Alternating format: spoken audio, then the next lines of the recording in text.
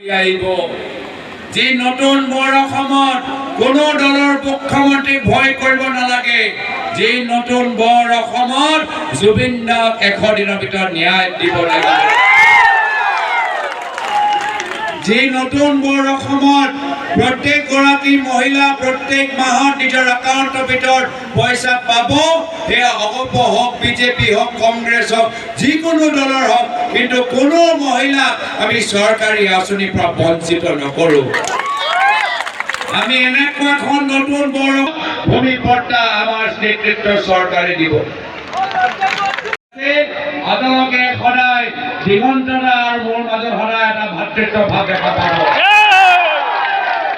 সেইকাৰণে আজি আমি সকলে উজনি অসমৰ পৰা বিভিন্ন ধৰণৰ প্ৰচাৰ চলাবলৈ আজি লৰেণজ্যোতি গগৈ ডাঙৰীয়া আৰু আমি আহিছো, আৰু সেইকাৰণে আপোনালোকক অনুৰোধ জনাইছো, আজি অহা 9 তাৰিখত হাতৰ চিনাপত ভোট দি দিগন্ত বৰ্মন ডাঙৰীয়াক জিকাব লাগিব। আজি দেখা পাইছে না, আমাৰ গোটেইবোৰ দলৰ পৰা আপোনালোকে ফ্লেগবোৰ দেখিছে, আমাৰ ৰাইজৰ দলৰ ফ্লেগ দেখা পাইছে, CPM দলৰ ফ্লেগ দেখা পাইছে। দেখি ভাল লাগিছে নে? দেখি ভাল লাগিছে নে? আমি গোটেইবোৰ আমি একগোট হৈ আমি সংকল্প লৈছো যে পৰৱৰ্তী দিনত নতুন বৰ অসম গঢ় দিব লাগিব। নাৰী সমাজ আমি বিচাৰো, আৰু সেইকাৰণে মহিলাসকলৰ বাবে নিজৰ ব্যৱসায় আৰম্ভ কৰিবলৈ কংগ্ৰেছ নেতৃত্বৰ চৰকাৰ মহিলাসকলক 50,000 টকা দিব আপোনালোকে নিজৰ দোকানৰ বাবে।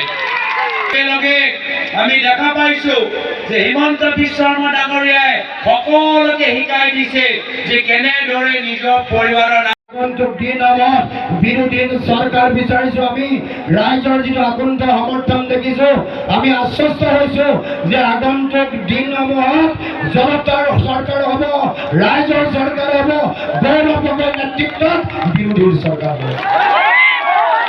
আৰু সেই চৰকাৰে প্ৰতিটো জাতি জনগোষ্ঠী ভাষা ভাষী ধৰ্মাৱলম্বী লোকক সমমৰ্যাদা, সম উন্নয়ন, সম অধিকাৰ দি প্ৰত্যেককে ন্যায় দিব, আৰু আমি বিচৰা সপোনৰ নতুন অসমখন প্ৰত্যেকেই আমি গঢ়িব পাৰিম, য'ত আমি সকলোৱে সমন্বয়েৰে একতাৰে ভাতৃত্ববোধেৰে জীয়াই থাকি সকলোৱে অসমীয়াৰ জয় গান গাব পাৰিম, আৰু জয় অসম দিন ধ্বনি দি সমগ্ৰ পৃথিৱীৰ মানুহৰ আগত অসমীয়া জাতি আৰু সমাজ জীৱনত একক আৰু অনন্য ৰূপত গঢ়ি তুলিম। গতিকে সকলো দিগন্ত কলিতাক বিপুল ভোটত ভোট দি সকলো ৰাইজে বিশাল দিগন্তৰে জয়লাভ কৰে, দেখুৱাই দিয়ে যে জনতাৰ শক্তিয়ে বেছি, কোনো ধৰণৰ বিজেপিৰ ভয় ভাবুকি দাদাগিৰি গুণ্ডাগিৰিয়ে অসমত কাম নিদিয়ে, সাম্প্ৰদায়িকতাই কাম নিদিয়ে।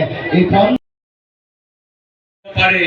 সেইকাৰণে পৰৱৰ্তী দিনত যেতিয়া আমাৰ নেতৃত্বৰ চৰকাৰ আহিব, আমি এনেকুৱা এখন আইন আনিম যাৰ ফলত কোনো মুখ্যমন্ত্ৰী, কোনো মন্ত্ৰী, কোনো বিধায়ক নিজৰ পৰিবাৰৰ নামত চৰকাৰী আঁচনি ল'ব নোৱাৰিব, চৰকাৰী ঠিকা ল'ব নোৱাৰিব। হিমন্ত বিশ্ব শৰ্মা ডাঙৰীয়া মাত্ৰ গুৱাহাটী থকা 3-4জন ডাঙৰ ডাঙৰ ঠিকাদাৰবোৰক চিনি পায়। আমাৰ চৰকাৰ আহিলে আমি থলুৱা ঠিকাদাৰ যোগেদি আমি উন্নয়ন মূল্য কামখিনি কৰিম। আজি সেইকাৰণে আমি একত্ৰিত হৈছো, আৰু আমাৰ একতা চাই এতিয়া হিমন্ত বিশ্ব শৰ্মা ডাঙৰীয়া ভয় কৰিছে।